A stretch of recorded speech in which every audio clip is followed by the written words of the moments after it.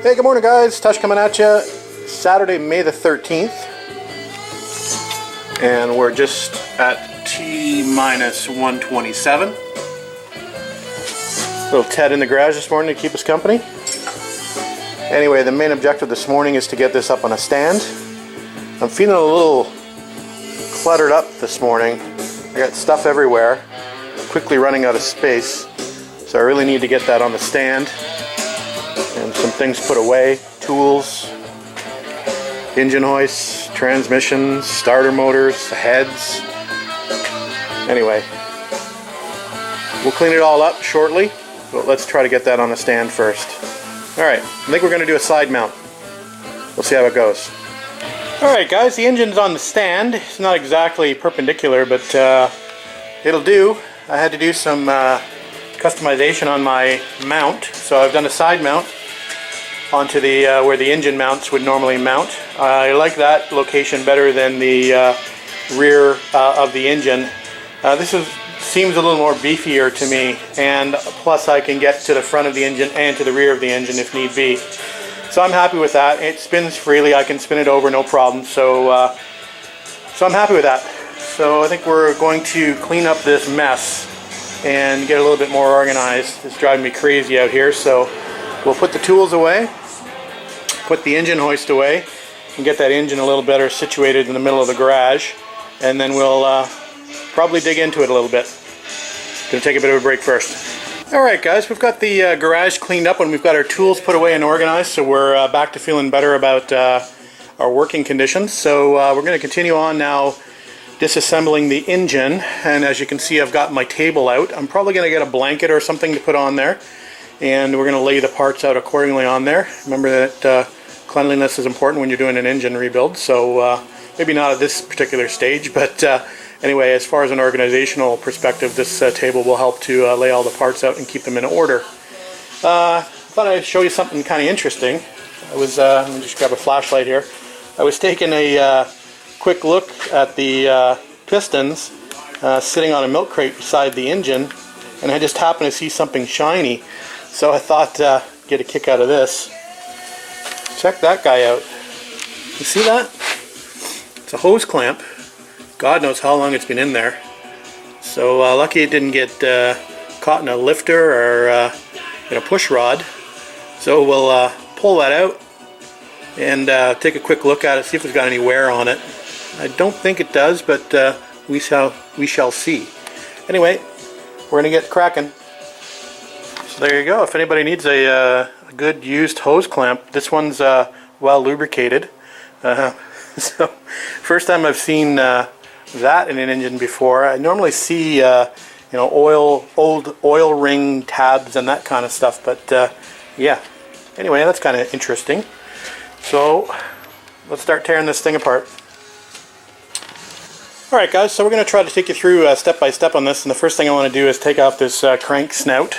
So we've got a 1 1/8 inch and an 1/8 socket to go on the end of that, and I'm going to get my big electric impact wrench out, and we're going to twist that off, hopefully.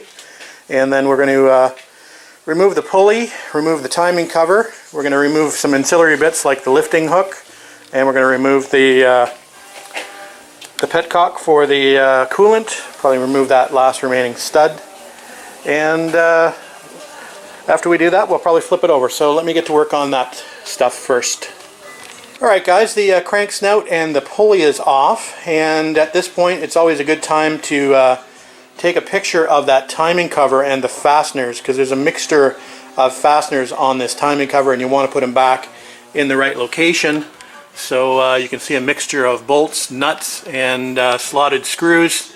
So there you go, take a picture of that and it'll save you in the end. Okay, guys, just a tip. Some of you may know this, and some of you guys are, maybe this is really basic for you, but just a tip for you: if you've got a slotted head screw that's really in there, you can do a couple things. You can buy an impact driver and get it out that way, or you can just, if you have these type of screwdrivers where you can actually get a wrench on it, I just actually put a wrench on it for leverage and push and turn on the wrench at the same time in order to get those out. So I just thought I'd make a quick point of that. I know it's very basic, but sometimes you don't think of these things. Alright guys, a quick look at the timing chain and the gear set, and just want to take note of the oil slinger here. It's sort of dished outwards, so that's always sort of a question that comes up, I think, when we're doing these restorations on which way parts go when they go back. So just thought I'd give you a quick shot of that. So we'll get to removing the chain, and then we'll get the puller out and we'll pull that bottom sprocket off. Alright guys, the next thing I think I want to do is I think I want to remove those the cam keeper and remove the cam. And then the next thing I want to do after that, before I go too much farther, is I want to measure the end float of the crankshaft for the thrust washers. So we're going to get our dial indicator out and our magnetic base and hook that up, just so we can have an indication of where our thrust washers are at. Alright guys, this is a question I think that everybody wants to know that's watched the video, what that cam lobe looks like. So this is a Kastner S2 cam, I believe it's from TSI. And alright, so here we go. So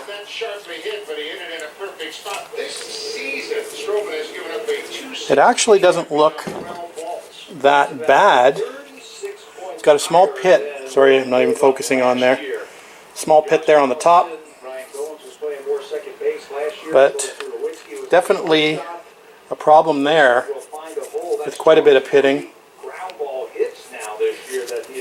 Number 11. That one's okay. As we go down, that's got a little small bit of pitting on top. So you're going to get a better, more sun on that. It's not too bad. So it looks like just possibly those two.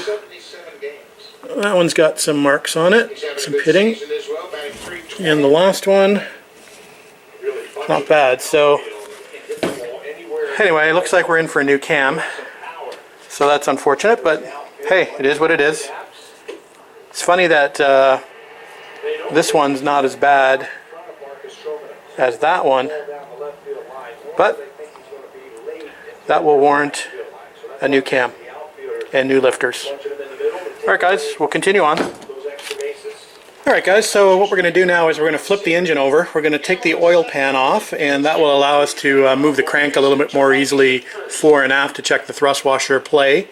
So that's what we're going to do. Alright guys, the oil pan bolts are all out from this greasy, messy, ugly looking oil pan. And one of these bolts does not look like the others. So looks like they may have stripped one of the holes out. Hopefully there's a helicoil in there or something. Anyway, we'll make note that this location is actually a larger bolt, so when we go back to reassemble, we've got that one odd one to go back in there. Alright guys, quick update. The oil pan is off, and I can understand now why that was a larger bolt. This is the infamous sealing block here, and usually these strip out, and it looks like the one did strip out. Got to see if he's actually got a helicoil in there or not. But anyway, so I just took a quick look at that. Doesn't look too bad. A little sludgy. And took a look at the oil pan, and again we got some sludge in here, but I don't see any shiny bits, which is good. I did find, I just did a quick inspection of the bottom of the pan, drug my hands through there. I did find one small piece of metal. Who knows where that came from. Anyway, that was in the bottom of the pan. And this piece of spongy stuff looks like silicone. Anyway, or chewing gum or somebody's finger or something. Anyway, so we'll continue on. We're going to do the thrust washer end float at the moment. We're going to have a look at that, set the dial gauge up, and move that crank back and forth and see what we got. Alright guys, we have the dial indicator set up on the magnetic base, and we've got it situated on the end of the crankshaft.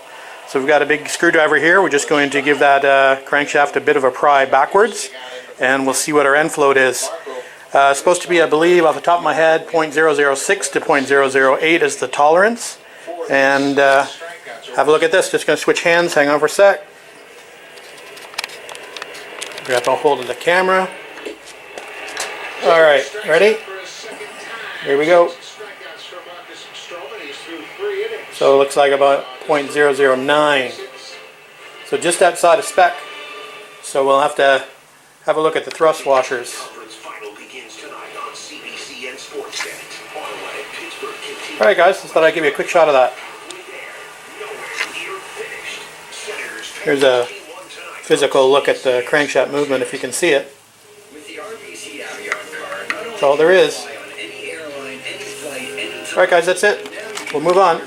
So we've gone ahead and pulled off the other gear set, and we've got it sitting here, and we've just wired it so we know how it goes back on.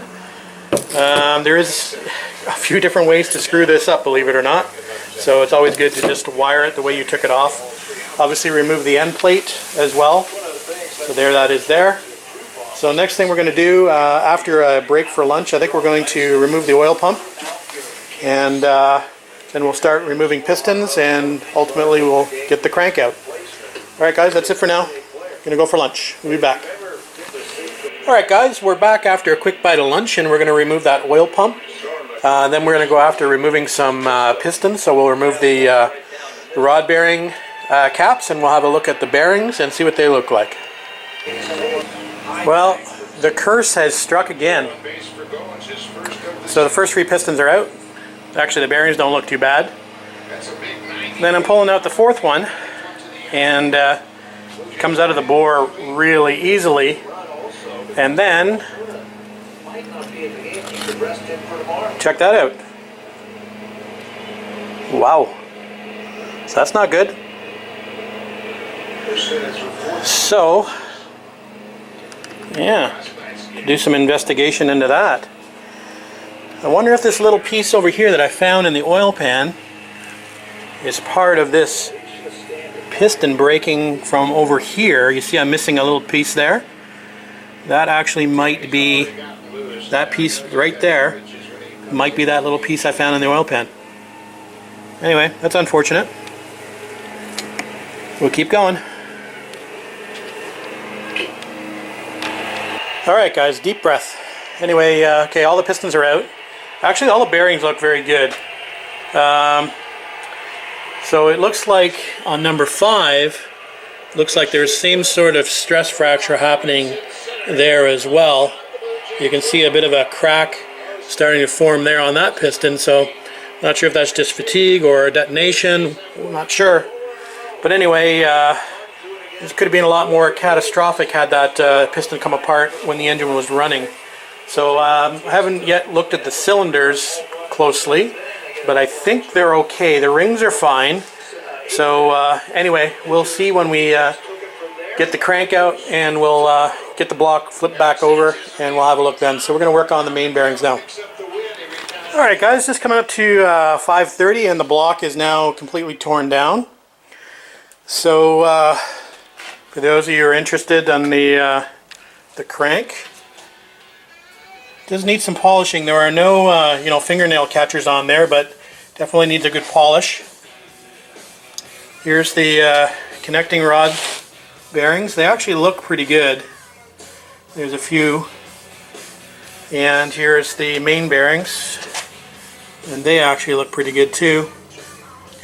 Thrust washers there.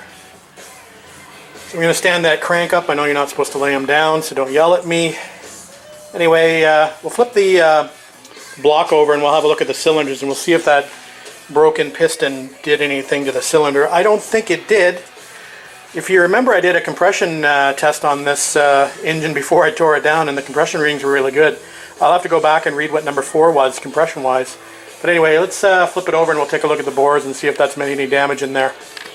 Oh, by the way guys, didn't mention that I did flip the bottom bearing out to see if there was any markings on it. And it looks like this is a 20 over already. So anyway, we're going to take some measurements and see where we're at. And it looks like the main bearings are 10 over. Don't know how well you're going to be able to see this, but so this is number 4, and it looks great, as do all the others. So yeah, we're going to have to measure them, see if they're round or ovaled,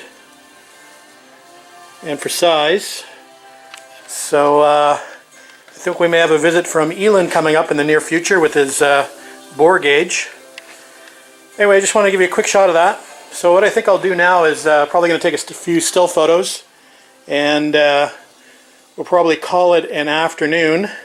I've got a busy day tomorrow, so I don't know if I'll be out here or not. Anyway, we're going to leave it there for now. We'll probably come out here and sit and contemplate a little bit later. We're also going to start looking at getting some parts sooner or later once we get some measurements done. I see that British Parts Northwest has a engine component sale on right now, so 25% off plus free shipping. So I might have to take advantage of that while I can. Anyway, thanks for watching. We'll see you tomorrow. Maybe.